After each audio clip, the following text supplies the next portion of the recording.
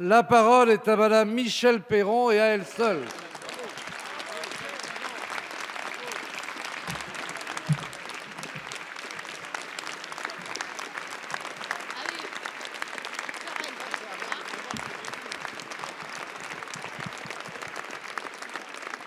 Merci.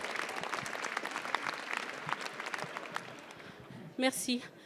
Merci, Monsieur le Président, Monsieur le Premier ministre, mes chers collègues et mes très chers parents à qui j'ai menti hier au soir à leur question « Tout va bien, ma fille ?»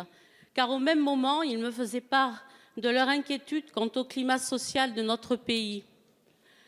Car je ne pouvais pas leur dire que samedi matin, comme en ce mois de janvier, j'assistais à des vœux dans l'une des communes de ma circonscription, en Seine-et-Marne.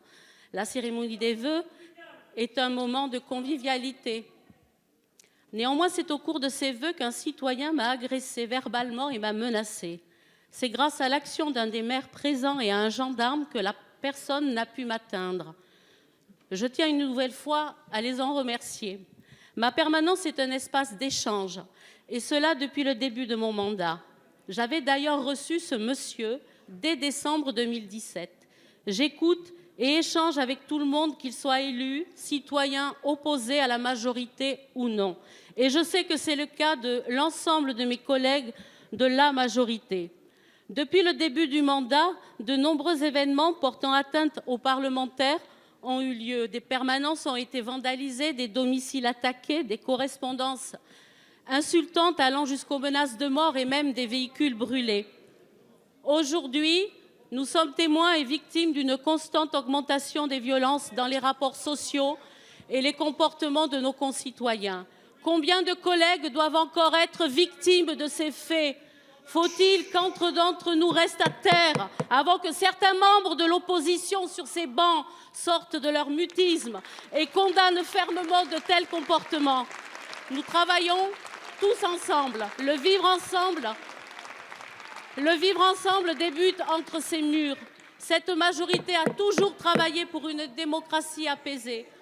Monsieur le Premier ministre, constatez-vous également ce retour des violences dans les rapports sociaux? Merci, Madame la députée. Que pouvons-nous... La parole est à Monsieur le Premier ministre.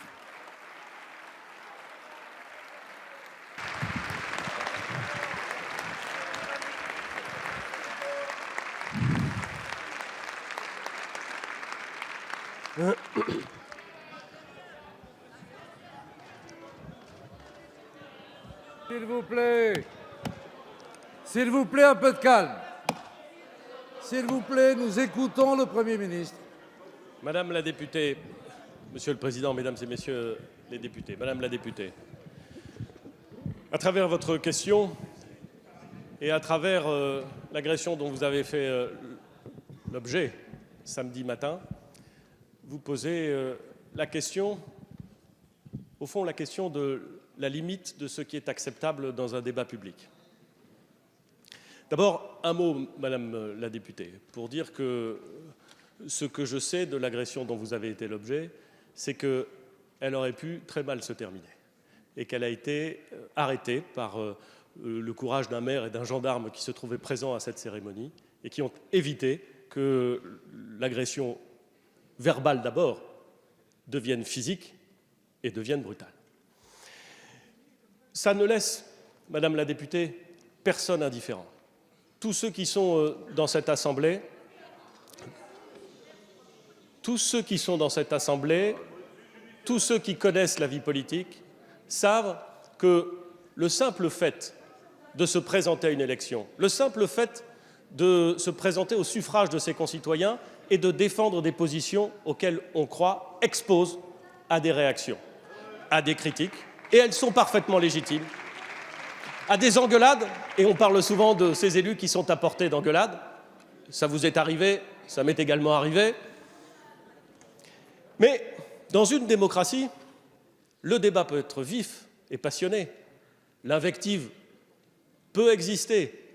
Je ne dis pas que c'est le genre que je préfère, mais enfin, il existe, ce genre. La violence physique, la menace, doivent-elles être proscrites? Or, ce que je constate, c'est que depuis de nombreuses années, ça n'est malheureusement pas récent, depuis de nombreuses années, et peut-être, c'est vrai, de plus en plus.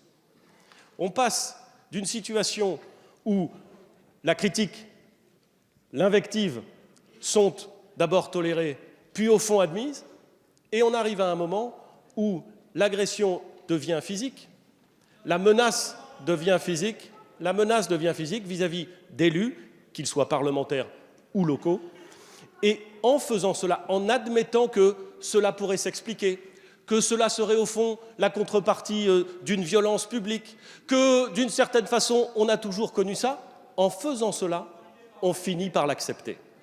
Et c'est la raison pour laquelle, Madame la députée, nous devons tous, mais quand je dis tous, c'est absolument tous, quels que soient les partis auxquels nous adhérons ou nous n'adhérons pas, dès lors que nous sommes en responsabilité, nous devons dire que le débat peut être vif, que l'invective, ou plus exactement la controverse, peuvent être dures, que la mise en cause a le droit d'être intense, mais que la frontière de la menace physique et de la violence physique doit être proscrite. Et si nous ne le disons pas tous, si dans certains cas nous semblons l'excuser alors que dans d'autres nous nous en offusquerions, si nous acceptons cette idée, alors collectivement nous ne sommes pas à la hauteur de ce que nous devons être, c'est-à-dire la défense de la démocratie.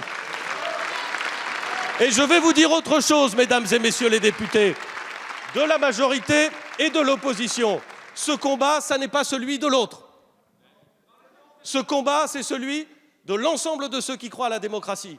La démocratie, elle se défend et elle est parfois menacée. Et c'est chacun individuellement qui a son rôle à jouer. Je vous remercie.